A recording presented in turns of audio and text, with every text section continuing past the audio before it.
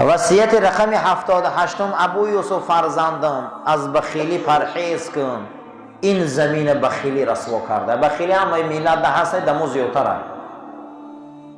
همین در ما همین بخیلی زیاده، باور کنی که این گناه کبیره ای. بسیار بخیلی دمو بسیاره. مولامون در مولا بخیله، حاجیمون در حاجی بخیله، گدامون در گدو بخیله. باور کنی اگر استامون در استا بخیله استودا نمیتونه. این میگه زمین رسوا میکنه، افق میسوزانه، زمین به برکت میکنه، بازار به برکت میکنه. این همش ای بخله. خداوند قوم سبع به سبب بخیلی نیست کرد. سوره داریم در قرآن با نام سوره سبع، خوانیم که چی مردمانی بودن در یمن خدا اونها را رسوا کرد به سبب بخیلی. از بخیلی پرهیز کن فرزندم ابو یوسف، بخیلی آدم رسوا میکنه. سخی را در دو عالم سربلند است، بخیل را رو سیاه گورش تنگ است بزرگ. بخیل مردم هم روش سیاه هم گورش تنگ است. بخیلان جاشان جهنم هم، اما سخی ها در همه دنیا سربلند هم. هیچ محل فرزندم طمع نکه. طمع چی را میگن گو؟ طمع دو بنده میگن گو. یک تشه در دستت میندازی، یک تشه در گردنت. خطا نقطه میکنی و خطا کشنگ میزنی. اگر دیدگی باشه اسبا را کشنگ میکردن. اسبا نقطه میکنن، کشنگ میکنن، دستش به پیشکی نگریزه. طمع گفت نامی همی طمع بوده. کسی طمع میکنه خشا کشنگ کرده نقطه کرده دم آدم داده. طمع میدونی چی بوده استان؟ طلب میکنی اچی را؟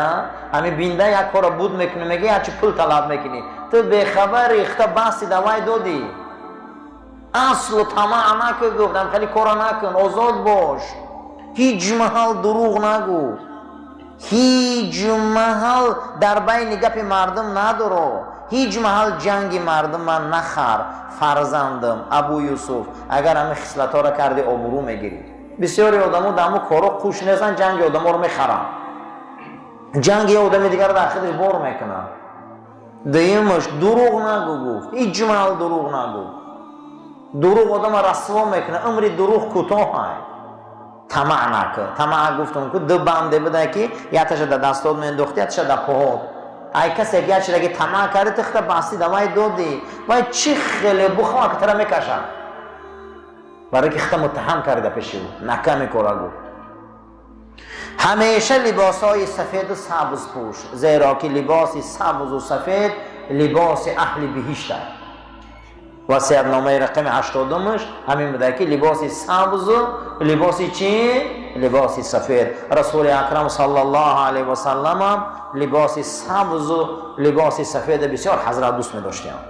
برای همه کسی اگر هنری لباس سفید پوشی داشته باشه، بسیاری آدم هم لباس سیاه را چرکی میکنه یه روز. بطوطه در کتاب بیرالوالدینش میبیاره که یک پدر سوداگر بوده، بچه هاش میده بودن. با روز بچه ها کلان شدن دیگه پول دیدن و کار دیدن که پدرشون بسیار آدمی حاجت بود کنه. و دیدن که همین کاری میکردگی پدرشون در حاجت مردم قریب رفته است. و گفتن که اوتا ای پگه سودا را جدا میکنیم. کلان شدن داخل سودا را جدا میکنیم، گفت ما دکانمون را جدا میکنیم، خیلی کنیم و با یگون چی نمیرسیم. با میگه پدرش خندی گفت آخه یک وقت شما میده حق بده، من همین خصلت داشتم، کلان شدم این خصلت داشتم، با همه چی رسیده، شما چقدر تنگ نظره. و میگه بچه ها گفتن ما جدا میشیم، ما خیلی کار کردن نمیتونیم، همین روز تو بگم ما کار میکنیم، این حجتمند دکانی ما در زیاده. بگو من نصیحت از اوتام شنیدگیم، پدرم نصیحتم کرد. گفت چی نصیحت کرد؟ گفت طیفو بچم، کسی که خونت میبیاید خرج شم که دادن نمیتونی، اقلا رح پولیشته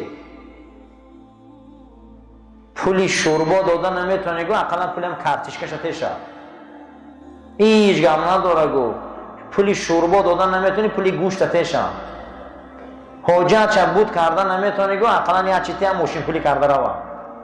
من گاهی اوتم وصیت فهمیدم، گو خور نمیشی، گو روی خوری را من ندیدم، گو خواهی شما که نخواهی، گو میله، گو پناهتون بخدا عزیزم. یک از حولید میبیاید پول دادن نمیتونیشن، اقلا رخ پولیتشن.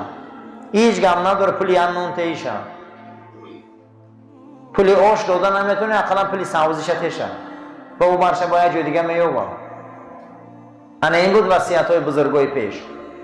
برای همین میگه حضرت ما رو میگه که کسی ایت مصلحت طلب میکنه حجت داره بخرسان شو که تو خدا داد بدی. تو چی بدی؟ تو خدا داد بدی. خدا کسی را دوست داره حجت برای امید تیمون رو وظیفه دار میکنه. خشار محال آدمایی که در دری بچ خودم بسیارن. خدا او را دوست داشته اگر رسول اکرم صلوات الله ربی و سلام فرمودن در زمین بعضی از بنده های خدا هست که اونها را حمال میگن. حمال چیه؟ دهن و دروازه و خاندان و میماخانه و حولی اونها رنگ خانی زنبور باری هر روز آدم های. اما گو بعضی اونها را گو خداوند حمال میگه گو او دادن میگیرن گو جشن آمدن میگیره، او دادن میگیرن جشن آمدن میگیره. گو بعضی از شما دگو خداوند میسنجه یک بار آدم روی میکنه، دو بار آدم شما بجا میشه، دسترخوانتون رو بجا میکنه، نونتون رو بجا میکنه، ختم بجا میشه، بعد از او خدا گو او را شما میگیره گو اصلا شما در کسی را محتاج نمیکنه، شما را با محتاج همو میکنه. اگر یک کسی یک چیده میبیو همیشه خرسان شدن در کوره دوده هم که نمیتونی اقلا پول یک شوربو هیچ کاره نکشته با همه خرسنده از خونه دروا. خدا دو طایفه انسان میگه مره قاتلهم الله، خدا بکشه شما را. کیا را میگه؟ یکم جوتا را. این خدا بکشه شما را میگه. این چقدر دنیا را فتنه میندازه خدا میگه. این دنیا در چرخ همیو حیرونش دیوزید. قاتلهم الله، ای خدا کشته ایستایشون نکه، ای خدا کشته ایست اینو را. دویم کی را میگه؟ کسی که در آیین حضرت محمد مصطفی بخیلی میکنه. میبینه صف زیاد شده است، آدم زیاد شده است، مسجد زیاد شده است، همیقا میگه همه انگشتاشون غضب میگزن. قرآن میگه موتو بغیظکم، این مرقتی فعل بطن میگه شما نخو میگه میده بخل کنه میکردم. هیچ محل وصیت 75 هیچ محل در همسایگی حاکم وقت زندگی نکن. چی برای که در حاکما دوزخ نزدیک است، تا همسایه دوزخ نشن. هم بسیاری آدمو همسایه هم خیلی بودن وقتی که اگر آمدن باید همین همسایه را باید همین بسیارش قتل کنه خونهاشون در دادن. زمانهایی که اگر نظر کرده باشه یکی از حاکمای درد حجوم میکنن و دیگه دوزختی بیام ده همین دوزختی بیادم ایو میرم بیچاره، نه خونه میومنن نه در نه خودشونه. کوشش کن از همین کوچه ها دور باش، زیرا این که در اینها را حولی هاشون دوزخ نزدیکه. درس ما درس اخلاق بود. هر روز جمعه ما درباره اخلاق و تربیت صحبت میکردیم و رسیده بودیم به وصیت حضرت امام ابو حنیفه رحمت الله علیه. وصیت نامش صحبت میکردیم به وصیت نامه رقمی 70 که با شاگرد بزرگوارشان حضرت امام ابو یوسف فرزندان قبرستان ها و مکان های مقدس بسیار زیارت کن و با علما و با ملاقات علما و مشایخ دور زیادتر رو، زیرا اینکه هر کس که قبرستان زیارت کرد او یاد آخرت زیاد داره. میخوایی که مرگ زیاد یاد کنی قبرستان رو، میخوایی که آخرت زیاد یاد کنی قبرستان رو. بگو السلام علیکم اهل الدیار من المؤمنین و المسلمین، السلام علیکم ای اهل قبرستان مسلمان ها و مومن ها. و اینا انشاء الله بكم لاحقون، اگر خدا خواه امروز فردا ما هم بیاییم. اسأل الله لنا و لكم العافیه، از خدا میپرسم برای خودم برای شما که ما را عفو کنه. هر یک انسان قبرستان میرفته این کلمه را گو، زیرا که این سنت رسول اکرم است. وصیت نامه رقم 71 کسانی که در مسجدها و جاهای مقدس زیاد می روند و با تو ملاقات میکنن ابو یوسف فرزندان و میگن که ما پیغمبر در خواب دیدیم، خوابشان باور کن. زیرا این که در حدیث آمدگی بوده است که شیطان هیچ محل خودش به شکل رسول اکرم کرده نمیتونه.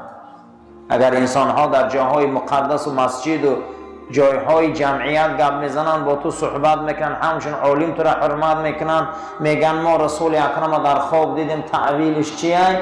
در حال تصدیق کن که این حقه. شیطان هیچ محل به صورت رسول اکرم اومده نمیکنه. خشو به حال انسانی که پیغمبر را در خواب بیدن، خشو به حال انسانی. رقم 72 وصیت‌نامه‌اش هیچ محل با هواپرست و دنیا پرستی که عقیده‌ش پس کرده، توفیقش پس کرده، هدایتش پس کرده نشست نکن.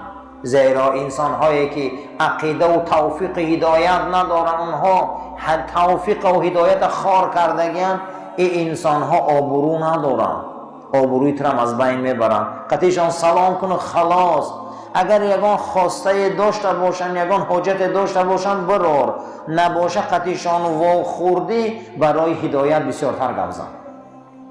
آدمی که به خاطر دنیا شده دینش پس میکنه، آدمی که به خاطر دنیا شده هدایتش از بین میبره، آدمی که به خاطر دنیا شده عقیدش ضعیف میکنه، این انسان ها بسیار آدمای بدن، بسیار انسان های پسندو. اینا خودی فقط سلام کنه پیشان دور گریز. زیرا به آبروترین آدم ها همینا میشن. اینا وقتی پروای توفیق هدایت دین عقیدش نکنه، او پروای آبرویت میکنه.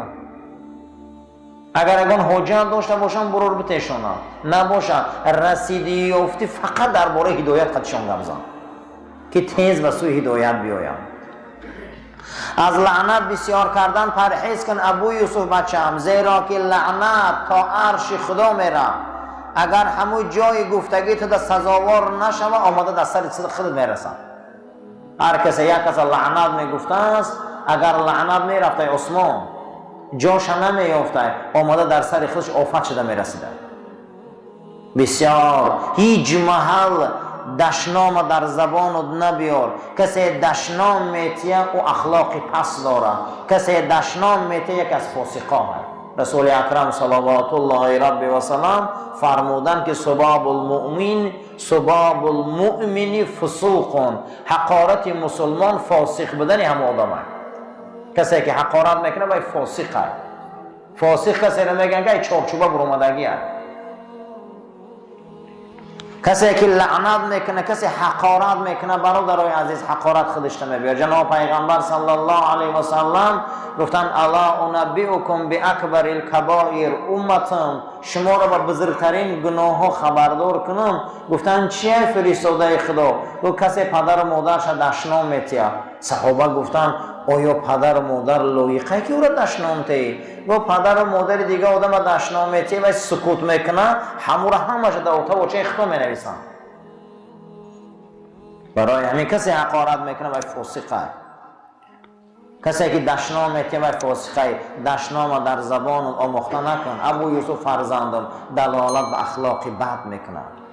هر وقتا که صدای اذان بلند میشوه سراسیمه به سوی مسجد رو. هر وقتا که صدای اذان بلند میشوه سراسیمه به سوی مسجد رو.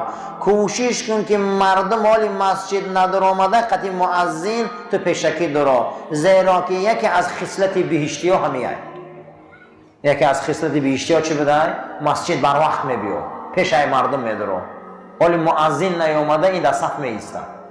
کوشش کن اگر صدای مؤذن رو فهمیدی سراسیمه مسجد بیا، زیرا که تمام جانزاتی صاحب روح به روح صدای اذان میفهمن شهادتی میتین. اگر تا حرکت کرده باشی در شهادتی او میغلطی. کوشش کن که در وقت اذان سراسیمه به سوی مسجد باشی. کوشش کن که پیش ای مؤذن در مسجد باشی. جناب پیغمبر صلی الله علیه و سلم گفت نیکترین بنده های خدا کسایی هستند که بر وقت مسجد می بیایند، از هم آخر از مسجد می برایند. این مسجد رو دوست می دارند. جناب پیغمبر صلی الله علیه و سلم فرمودند که روز قیامت در سایه عرش پروردگار هستند مردمانی. گفت کیا هستند؟ گفت اون مردمانی که قلبه معلق فی المساجد، دلاشون فقط در مسجد کشاله. ایجاد هم باشن مسجد میکوان، وطن هم روان مسجد میکوان، کجایی که مسافر شوان مسجد میکوان. کسی مسجد بد میبینه وای منافقه. کسی مسجد کلید میکنه وای منافقه.